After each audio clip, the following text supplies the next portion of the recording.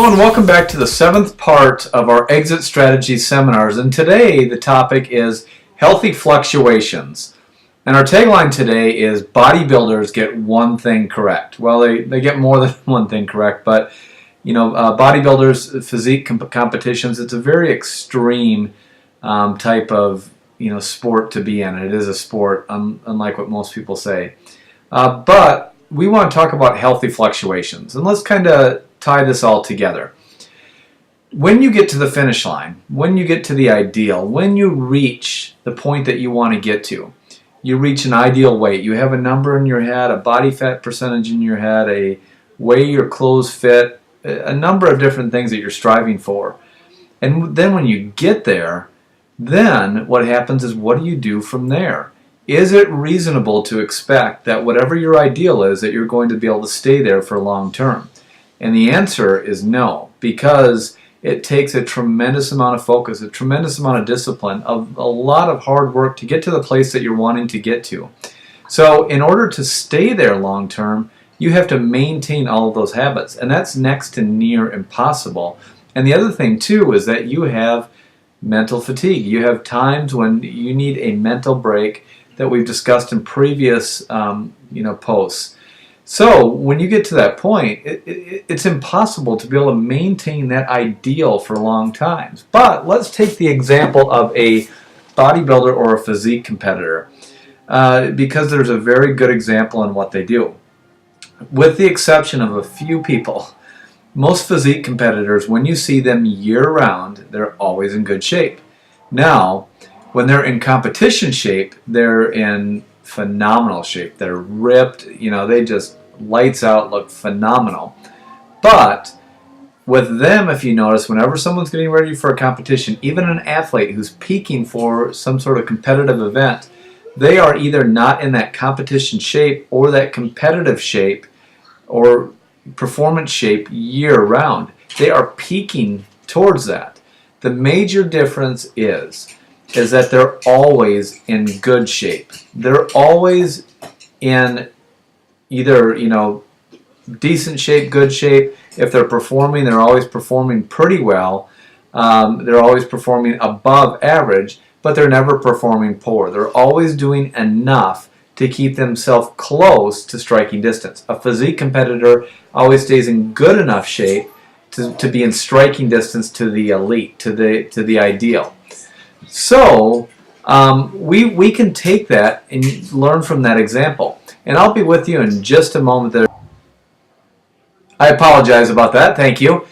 The thing, when taking that example, the thing that we want to look at is there's no person that can get into that elite shape and stay in that elite shape. But whenever we see, let's say, a physique competitor, for instance, they always, in comparison to the general public, look like they're in great shape. Although they know that they can get into elite shape, they're always in very good to great shape.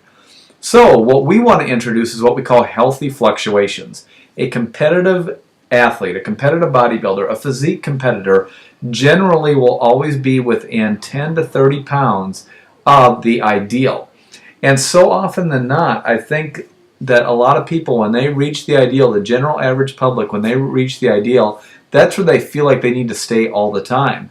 And because it is something that's very hard to maintain, that pressure of staying at the ideal can be very, very difficult. And therefore, when they get off the wagon, that's why you see so much of a roller coaster, so much up and down, where the weight is either at the ideal or it's very high. There is no balance. So the balance that we want to introduce is be within striking distance, be close to your ideal weight, have healthy fluctuations.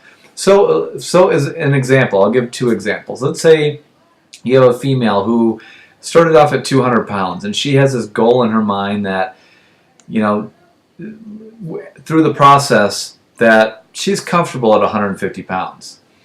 But 130 pounds is elite. It's ideal. She absolutely loves how she looks at 130 pounds.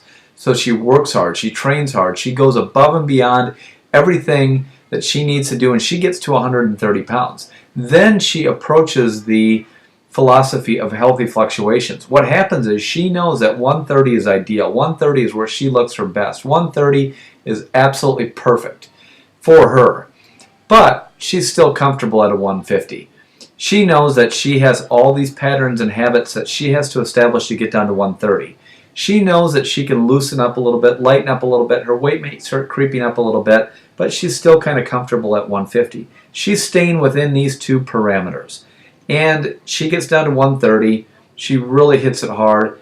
And then she loosens it up a little bit. Her weight starts creeping up. She's monitoring everything she's doing. She's keeping track of everything she's doing. And then weight gets to 140, 145, and all of a sudden she takes a step back and says, all right, it was a little bit too loose. It's a little bit too much. I need to tighten things up, because I know that if I don't tighten things up, not only will I hit that 150, but I'll go even higher than that. And then I'm going to feel miserable, and it's going to start this downward spiral.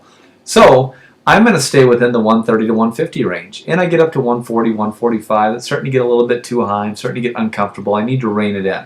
So I rein it in, and I get down to 135, 138, loosen up a little bit. I have all these little tiny fluctuations where I'm in and out, or Christmas and Thanksgiving's coming up, so I'm going to get down to 135. So I have a little bit of freedom. I'm going to keep my habits good. I'm going to have some meals. Before I know it, I'm up to 145. At New Year's, I'm going to rein it in. Or I've got a vacation, or I've got a wedding, or I've got this or this. I'm going to get to the elite. I'm going to get back to that great weight. I'm going to get down to 130. And then I've got all these things over here that I'm going to do to take myself down there. You see where I'm coming from? You're always within striking distance. You're always keeping yourself in good shape, but you're giving yourself the parameters and permission to loosen up a little bit, tighten up, and because you have a coach, because you have a support group, because you're monitoring everything, you're never getting out of striking distance. Another example would be someone who measures it by body fat. Let's say, for instance, they're a male and they're at 20% body fat and they can't see their abs and they're got kind of a gut, and they want to see their stomach. They want to get lean. They want to be just in great shape. So they get down to 12% and they're like, yeah, this looks good, but I want more. I want to be just absolutely ripped.